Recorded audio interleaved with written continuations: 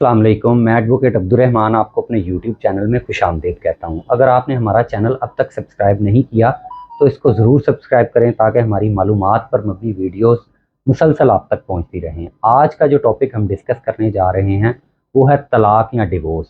कि तलाक देने का क्या तरीक़ेकार होता है, कैसे दी जाती है, इद्दत पीरियड क्या होता है। तो सबसे पहली बात जो हम डिस्कस करेंगे वो है कि तलाक किस तरीके से दी जाती है। तो तलाक देने के दो तरीके होते हैं। एक तरीका तो ये होता है कि तीनों तलाक़ें एक ही नशिस्त में दे दी जाएँ, जिसको तलाक़ बिद्दत भी कहा जाता है। तो कानूनी तौर पर ये राइजुल अमल तरीका नहीं है। कानूनी तौर पर जो राइजुल अमल तरीका है वो ये है कि तलाक 3 नोटिसेज़ में दी जाए, यानी 90 दिन के पीरियड में 3 तलाक़ें दी जाएँ।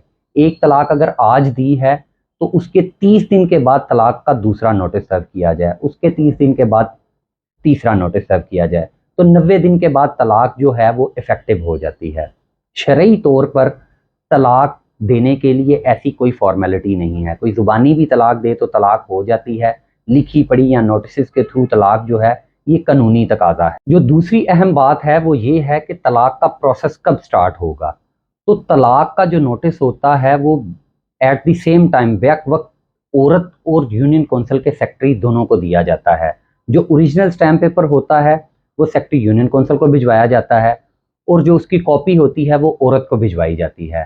तो तलाक का जो इफेक्टिवनेस का प्रोसेस है वो उस दिन से स्टार्ट होगा जिस दिन आप यूनियन कौंसिल को नोटिस की कापी फॉरवर्ड करेंगे। अगर आप यूनियन कौंसिल को नोटिस की कापी फॉरवर्ड नहीं करते तो कानूनी तौर पर तलाक का प्रोसेस स्टार्ट नहीं होगा। लोग हमसे ये सवाल पूछते हैं कि तलाक का जो नोटिस है वो किस यूनियन कौंसिल को फॉरवर्ड किया जाए, जहाँ पे मर्द रिहाइश पजीर है उस यूनियन कौंसिल में, या जिस जगह पे निकाह रजिस्टर्ड है उस यूनियन कौंसिल में, या जिस जगह पे प्रेजेंटली औरत रिहाइश पजीर है उस यूनियन कौंसिल में।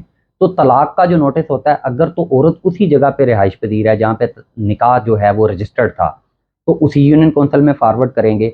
और अगर औरत ने रिहाइश तब्दील कर ली हुई है, किसी और यूनियन कौंसिल में चली गई है, तो जिस जगह पे औरत की प्रेजेंटली रिहाइश होगी आप उस यूनियन कौंसिल को तलाक का नोटिस फॉरवर्ड करेंगे। बहुत सारे केसेस में ये देखने में आया है कि या तो औरत का सिर्फ निकाह हुआ होता है, उसकी रुखसती नहीं हुई होती, या औरत प्रेग्नेंट है और उसके खामन ने उसको तलाक दे दी है।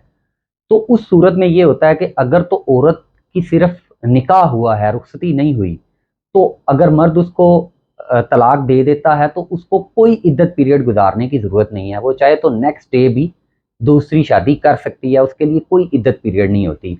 हाँ, जो प्रेग्नेंट औरत है उसके लिए ये तरीक़ेकार होता है कि जैसे ही उसको तलाक का नोटिस फॉरवर्ड किया जाता है तो तलाक का प्रोसेस स्टार्ट हो जाता है, लेकिन तलाक तब तक इफ़ेक्टिव नहीं होती जब तक औरत की डिलीवरी ना हो जाए। तो प्रेग्नेंट औरत की तलाक मुअस्सर तब होती है जब उसकी डिलीवरी हो जाए, उससे पहले उसकी तलाक मुअस्सर नहीं होती। अब तलाक के प्रोसेस में जो सबसे आखिरी चीज़ है और जो बड़ी अहम चीज़ है, बहुत सारे लोग ये पूछते हैं कि आया तलाक का जो नोटिस है उसको कैंसिल करवाया जा सकता है, उसको रिवोक किया जा सकता है। तो इसकी दो सूरतें हैं। अगर तो किसी ने तलाक़े बिद्दत यानी 3 तलाक़ें एक ही दफ़ा दे दी हैं तो ऐसी तलाक को कानूनी तौर पर रिवोक नहीं किया जाता। जबकि जो दूसरा प्रोसेस होता है जिसमें आप तलाक़ एहसन देते हैं, एक तलाक एक टाइम में, दूसरी तलाक दूसरे टाइम में और तीसरी तीसरे टाइम में, यानी 30 दिन के गैप से देते हैं, तो तीसरी तलाक देने से पहले पहले आप उन नोटिस को रिवोक कर सकते हैं, यानी आप सुलह कर सकते हैं। अगर आप सुलह कर लेते हैं तो कानूनी तौर पर आपको दूसरे निकाह की ज़रूरत नहीं है। आप उन डिवोर्स नोटिस को रिवोक करें और उसके बाद आप अपनी ज़िंदगी गुजार सकते हैं।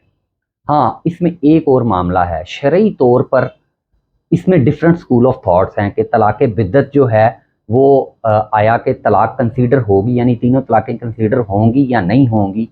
तो भाई इसमें 2 स्कूल ऑफ थॉट हैं। एक स्कूल ऑफ थॉट ये कहता है कि एक नशिस्त में 3 तलाक़ें देने से 3 तलाक़ें वाक़ई हो जाती हैं, उसके बाद रुजू की या सुलह की कोई गुंजाइश नहीं बचती।